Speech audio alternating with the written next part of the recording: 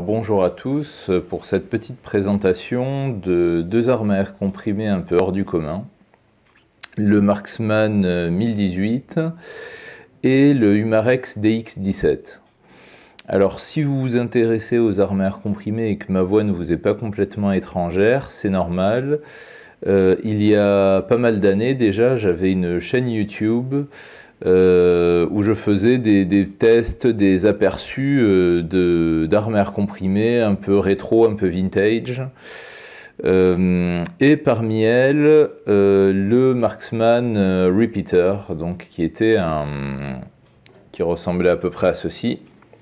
Voilà, je l'ai démonté pour vous montrer un peu son fonctionnement tout à l'heure.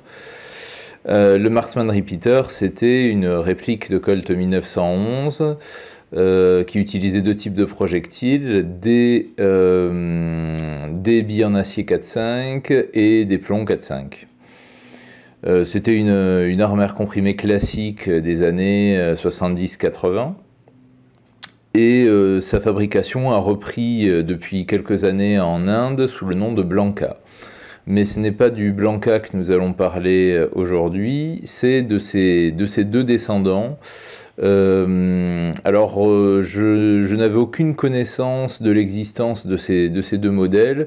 Ce sont deux anciens abonnés de ma chaîne YouTube qui a disparu depuis très longtemps à cause de copyright sur le générique. Ce sont deux donc anciens abonnés de YouTube qui m'ont dit qu'il y avait deux descendants du Marksman Repeater qui avaient été produits récemment.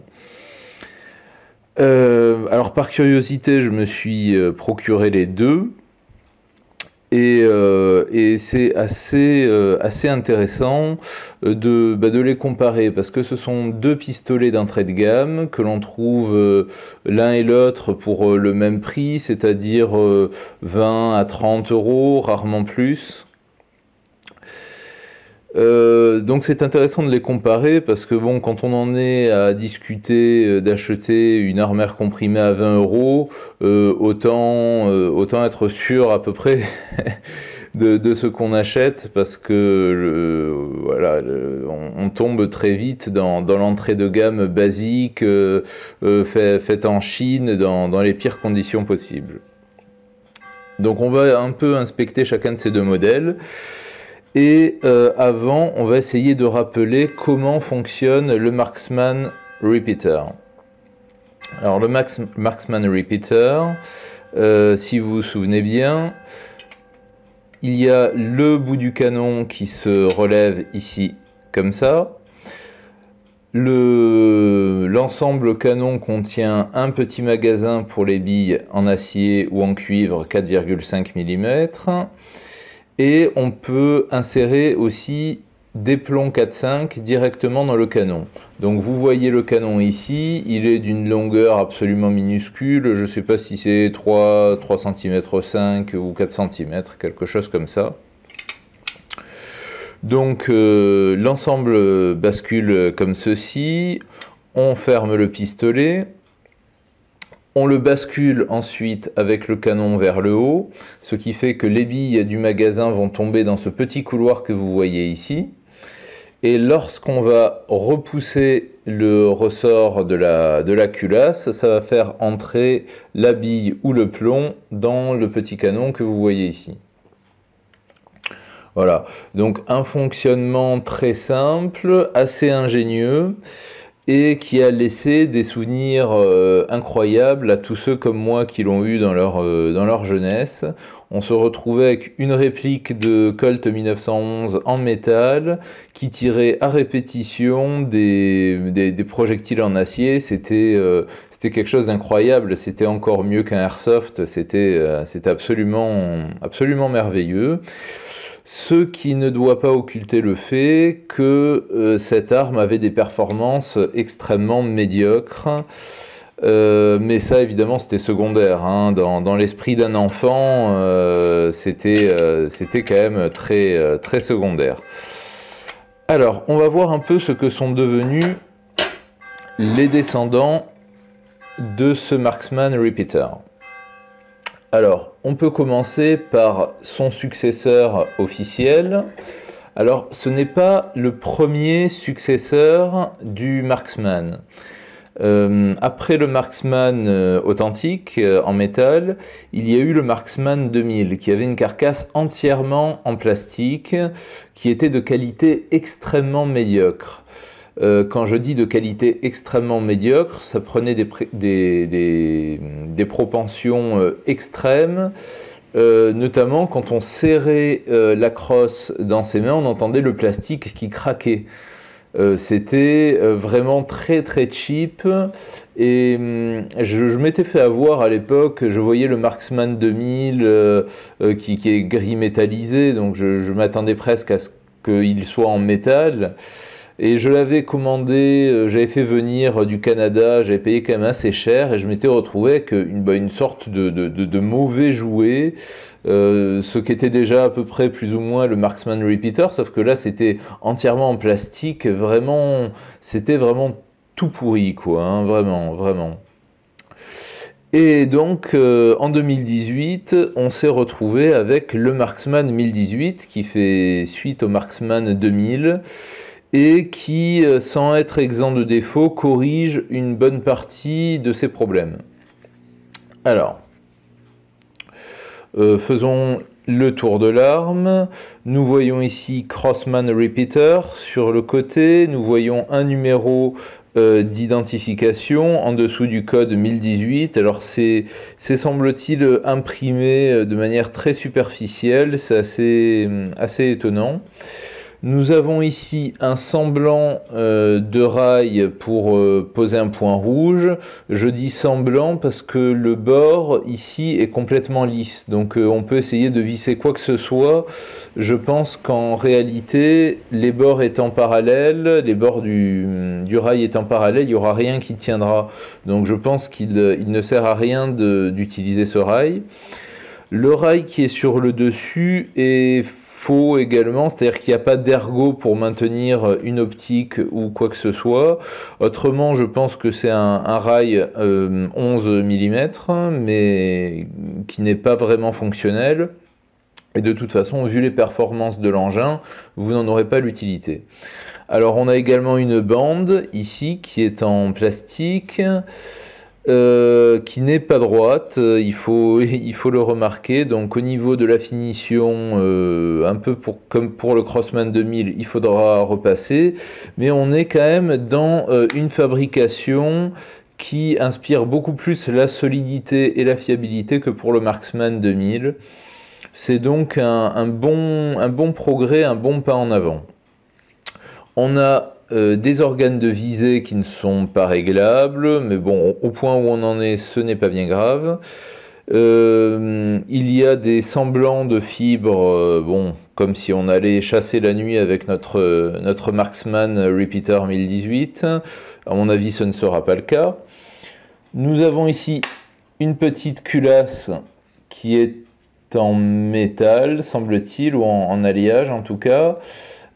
Et tout le reste du pistolet est en plastique, hein, c'est-à-dire vraiment je ne trouve, à part cette culasse, aucune pièce en métal, ni la détente, ni l'ensemble canon, ni quoi que ce soit, même pas le bouton d'éjection, rien du tout. Donc seule partie en métal, ce sera la culasse. Voilà. On fera un petit test pratique après la présentation des deux pistolets. Je pense que c'est intéressant de les présenter un peu en même temps. Alors, le Umarex DX17. Alors, déjà, pourquoi DX17? Alors, DX17, c'est, vous allez rire, mais ça veut dire Dual Extreme. Alors, dual parce que c'est dual feed, double alimentation, c'est-à-dire le principe du Marksman, c'est de pouvoir utiliser des plombs et des billes. Ben là, ils ont joué là-dessus pour donner ce nom de code un peu, bon, c'est un peu tiré par les cheveux, mais Dual Extreme, comme si c'était quelque chose de révolutionnaire, d'ultra performant, voilà. Donc Dual Extreme, donc. Quoi dire là-dessus? Alors, on a là aussi une petite une belle même culasse en métal qui est plus longue que sur le 1018. On a la sécurité de la culasse qui est également en métal. Et tout le reste, si je ne m'abuse, est en plastique. Voilà. Alors, nous avons des organes de visée. Les organes de visée ne sont pas réglables. Sur la boîte, il est mentionné qu'il y a là aussi des fibres translucides pour la visée nocturne. Alors ce n'est le cas que sur le guidon, parce que sur la hausse, on a juste des points vides, donc comme si on avait oublié de poser la pièce, ou voilà, comme s'il y avait un truc qui manquait, hein. C'est un peu étonnant. Voilà. Alors sinon, autrement, nous avons des rails pour monter un rail pour monter des accessoires. Cette fois, il s'agit d'un véritable rail et non pas d'un faux rail comme sur le Marksman. Et nous avons ici une bande comme sur le Marksman, mais qui est encore plus mal moulée. On voit que c'est totalement déformé, hein, donc. Et sur le puits de chargeur, si on peut parler comme ça, parce que là on est sur du jouet, on voit que vous voyez ici que ce n'est pas symétrique, le plastique est mal moulé, hein, comme si on l'avait démoulé trop chaud. Voilà, quand on le regarde de profil, c'est encore plus flagrant, mais là on voit, vous voyez, comme si on avait mal démoulé la carcasse du pistolet. On voit également de gros problèmes de finition jusque sous le pontet. Néanmoins, au niveau du design, le DX17 a un aspect assez pratique. Il possède, vous voyez, ce petit ergot découpé dans la culasse qui permet de mieux sortir l'ensemble canon. Et ça a son importance. On peut faire une petite démonstration.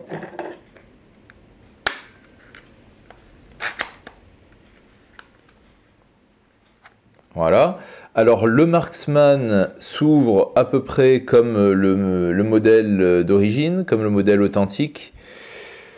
C'est-à-dire qu'il y a un petit guidon, la tige guide de la carcasse sert en somme de bouton poussoir, de levier pour faire sortir le magasin, hein, en quelque sorte, le canon magasin. Tandis que sur l'Umarex,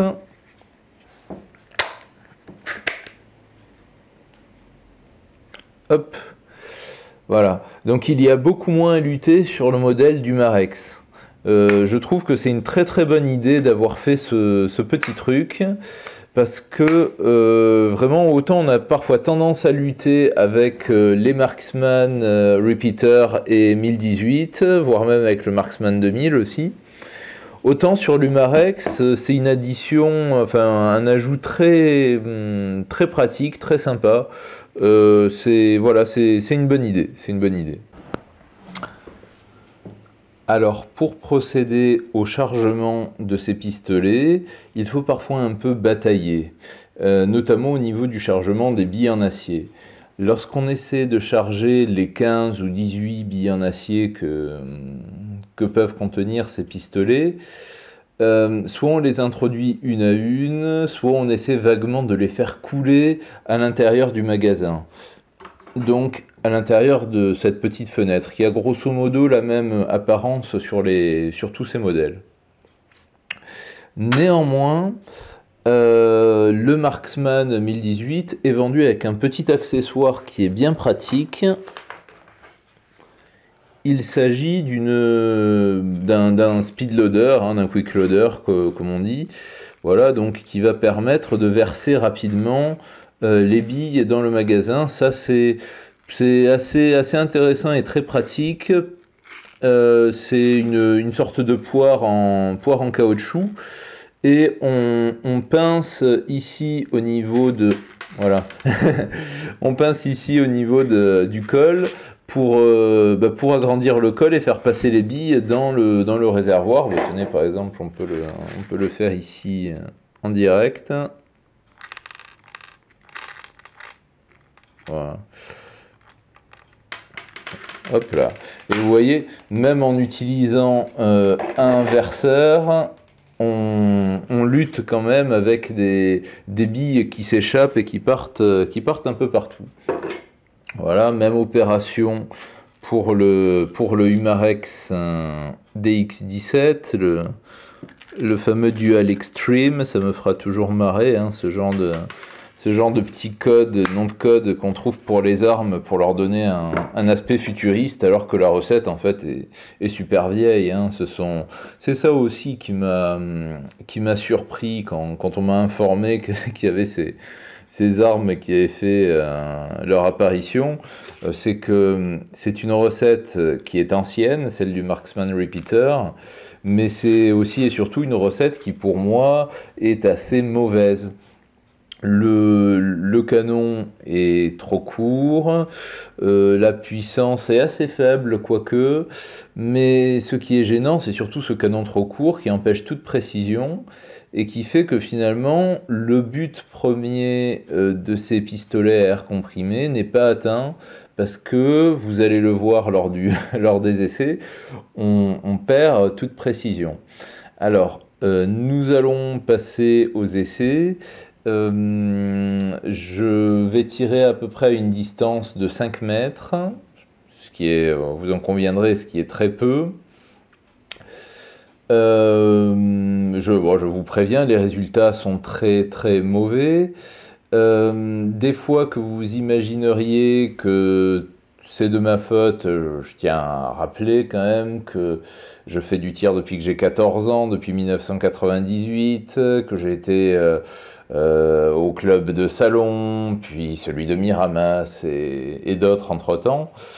Et donc voilà, hein, n'allez pas tirer des conclusions sur mes propres talents au tir. Là, en l'occurrence, voilà, nous avons le résultat de ce minuscule canon. Alors autant le mode d'alimentation finalement aurait pu se prêter à voilà, une réinvention du concept. On aurait pu faire, je sais pas, une sorte d'espèce de PDW avec un canon plus long, ou simplement on ferait basculer avec un garde-main. Enfin, ça aurait été intéressant. Mais ils ont choisi de rester sur cette formule de l'arme de poing. Donc dans la pure tradition, si on peut dire, du Marksman Repeater. Et vous allez le voir, vos souvenirs de jeunesse avec les billes qui partent n'importe où vont tout de suite vous revenir en mémoire. Voilà. Alors avant de passer à l'essai pratique au tir, on va faire un petit point rapide sur un point assez important qui concerne le Marksman 1018. On va faire une petite comparaison hein, pour que vous compreniez bien. Donc nous avons ici une arme qui est alimentée, hein, le DX17. Pour faire venir la bille dans le canon, il faut relever l'arme et il faut pousser. Voilà. L'arme est alimentée, elle est chargée, elle est prête à tirer et il y a même une petite sécurité qu'on engage ici en attendant de tirer. Concernant le Marksman 1018, les choses sont un peu plus compliquées parce que le ressort est extrêmement dur à comprimer. Alors ça peut être un problème, notamment lorsqu'on fait un clin d'œil au jeune public, entre guillemets au premier tireur, même si c'est pas rendre un service à un jeune tireur que de lui offrir une arme aussi imprécise. Bref, c'est quand même a priori un pistolet pour les enfants, les ados ou ce genre de public. Mais alors attendez voir, je vais vous montrer. Voilà. Sachant qu'il vaut mieux faire ça avec la main droite. Hein, voilà. Alors au niveau de la sécurité, évidemment, on oublie le doigt sur la détente, ce qui est assez dur quand on a à produire un tel effort. Donc on va quand même tenir l'arme avec la main droite et charger avec la gauche. Bon là, je ne simule pas, c'est assez dur. Non, là ça va, c'est venu du premier coup. Parfois ça vient du premier coup, parfois il faut batailler un bon moment avant de charger quoi que ce soit.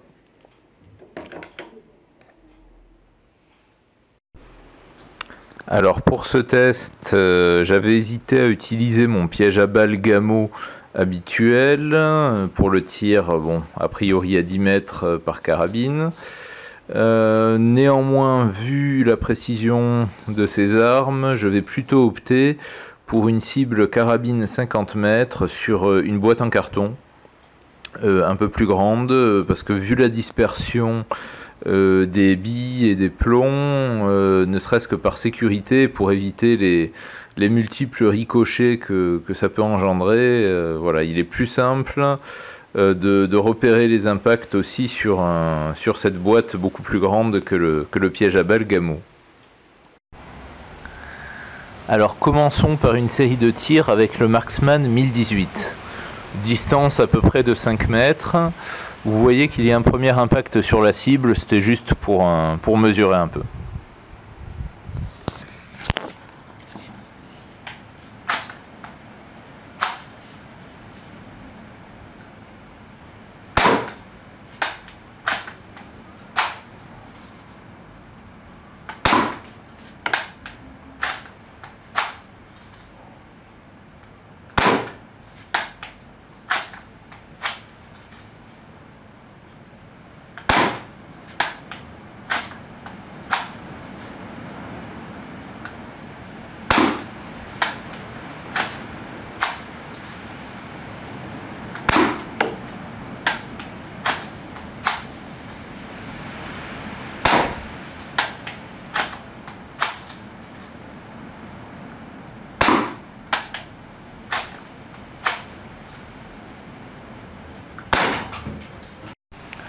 Alors apparemment le Mistral avait décidé que la série de tirs avec le 1018 s'arrêterait à 10 coups.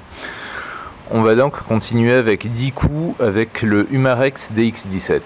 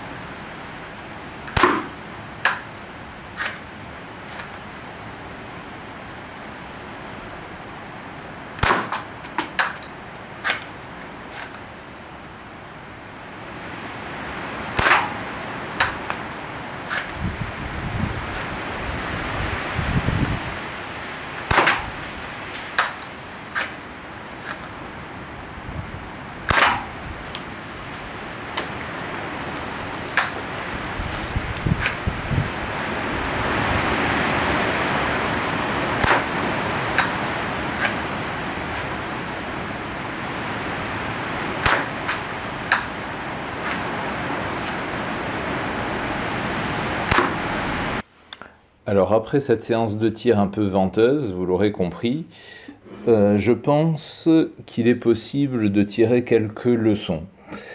Tout d'abord, le bilan semble relativement favorable au DX17, dont la détente est beaucoup moins lourde au départ. Et le 1018, en revanche, a une détente relativement lourde et il est surtout beaucoup plus difficile à armer. Il faut produire un effort assez conséquent, surtout lorsque l'arme est neuve. Les résultats que vous voyez là sur les cibles sont le fruit d'un rodage de l'arme, hein. C'est-à-dire que ces derniers temps, lorsque j'avais un moment de libre, je flinguais un chargeur avec chacune de ces armes, histoire de les roder un tout petit peu. Et finalement ça a marché, c'est-à-dire que le 1018 qui au départ mettait tout en dehors de la cible, bah, ici comme vous le voyez a des résultats assez honorables, hein, pour la série de 10 billes qu'on lui a fait faire. Et le Humarex DX17, alors c'est assez étonnant, mais j'ai toujours eu l'impression avec le DX17 que les premières billes ont des résultats, allez, relativement honorables, étant donné qu'il s'agit d'un repeater, hein, faut pas l'oublier, mais qu'en fin de chargeur, alors je sais pas si c'est une pièce qui chauffe avec le frottement des billes, peut-être le canon, peut-être autre chose, mais les dernières billes ont toujours tendance à s'éparpiller. Sachant que ça ne peut pas être la fatigue du tir, parce que, bon, vous l'avez bien vu, on tirait sur sa terrasse une série de 10 plombs, ce n'est pas la fatigue du tireur hein, qui en est la cause. Donc il y a cet effet un peu étonnant du Humarex qui en fin de chargeur a tendance à ventiler un peu. Et voilà. Alors par contre, ce qui est sûr, c'est qu'il est beaucoup plus agréable et beaucoup plus facile de tirer avec le Humarex qu'avec le Marksman. Lorsque vous allez offrir une de ces armes à un jeune, hein, ce pauvre malheureux à qui vous allez offrir un de ces repeaters, il va, au départ, quand le 1018 sera neuf, vous allez galérer, mais vraiment, pour l'armer. Je me souviens des premiers tirs que j'ai fait avec, je me disais mais c'est pas possible, l'arme est bloquée, la culasse est bloquée, il y a un problème. Et non. Alors après, comme je vous l'ai dit, je l'ai rodé un certain temps, et à l'heure actuelle, il est beaucoup plus facile de l'armer, hein. Ça s'améliore beaucoup avec le temps. Avec le Humarex, bon, aucun souci de cet ordre-là. Et surtout, ce qu'on peut remarquer, encore une fois, c'est cette encoche qui permet de charger les plombs et les billes beaucoup plus facilement, quoi, hein. Et ça, quand on est en train de tirer dans son jardin, qu'on n'a pas forcément un pas de tir ou un endroit stable où alimenter et ranger son arme, ben c'est le genre de petits détails qui arrange les choses. Au niveau de la puissance, j'ai fait quelques tests avec différentes couches de carton, différentes couches de papier, et clairement, il y a un net avantage pour le Marksman 1018. Le DX17, si on a l'impression que son ressort est beaucoup plus facile à armer, c'est peut-être aussi qu'il est légèrement plus faible. Et ça, j'ai pu le remarquer lors des tests sur ces couches de carton.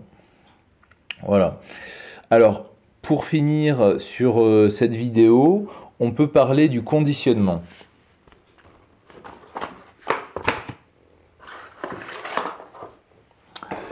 Le Marksman 1018 arrive conditionné dans un blister en plastique rigide comme ceci. Voilà, avec la petite poire qui est là et le manuel d'instruction qui se trouve ici, dessous. Voilà. Donc, votre Marksman arrivera comme ceci, avec la plupart du temps des agrafes ou du scotch ajoutés par l'armurier pour le maintenir en position fermée. Parce que à mon avis à la base c'était censé tenir clipsé, mais voilà, je pense que ça ne tient pas, et il y a en général, j'en ai vu plusieurs comme ça emballés, livrés chez des gens, et il y a souvent voilà, il n'y en a pas deux qui sont conditionnés pareil, mais en général donc ils arrivent sous cette forme là. Hop, on va essayer de le reposer. Normalement, non, il va pas tenir comme ça, hein, vous voyez. Ça, c'est sûr que pour le stockage et pour la collection, ce n'est pas optimal. Mais normalement, voilà, ça tiendra comme ça en attendant. En ce qui concerne le Humarex DX17, il arrive dans une boîte assez proprette. vous le voyez ici, donc Dual Extreme Pistol, Air Pistol. Alors ils ont ajouté des logos censés représenter toutes les caractéristiques de l'arme, notamment Steel BBs, 4,5 mm pellet, 15 rounds, 1 round pour les plombs, le rail Picatinny, le ressort et les fibres optiques, alors que comme nous l'avons vu, les fibres optiques, il n'y en a pas. Enfin, il y en a sur le guidon, mais il n'y en a pas. Et encore, bon, c'est gentil d'appeler ça fibre optique. Hein, quand on sait vraiment la réalité de ce qu'est la fibre optique et de voir que 2 bouts de plastique en couleur, c'est censé la représenter. Bon, passons. Alors voilà un peu pour le design de la boîte. Donc une boîte assez proprette. À l'intérieur, là aussi, un petit souci du détail avec de la mousse exactement découpée à la bonne dimension. On a même du mal à sortir le pistolet lorsqu'il est rangé dans sa boîte. Et bien sûr, le petit manuel qui va avec. Voilà, ça c'est toujours bienvenu, c'est dense, c'est... Voilà, c'est très bien. Voilà, c'est illustré, c'est concis, c'est dans toutes les langues, et c'est voilà, très très bien. Alors j'espère que cette vidéo vous a plu et surtout qu'elle vous aura été utile dans vos choix. Je pense que je referai d'autres vidéos d'ici peu parce que ça m'a donné envie de repartager un peu ma collection, mes découvertes, mes petits délires en matière d'airguns. Voilà, sachant que ma collection n'est plus aussi étoffée que ce qu'elle était à l'époque. Hein. Depuis que j'ai déménagé, j'ai revendu pas mal de pièces, mais j'en ai acheté d'autres aussi. Donc voilà, il n'est pas impossible qu'on se revoie d'ici peu sur YouTube. Allez, à bientôt.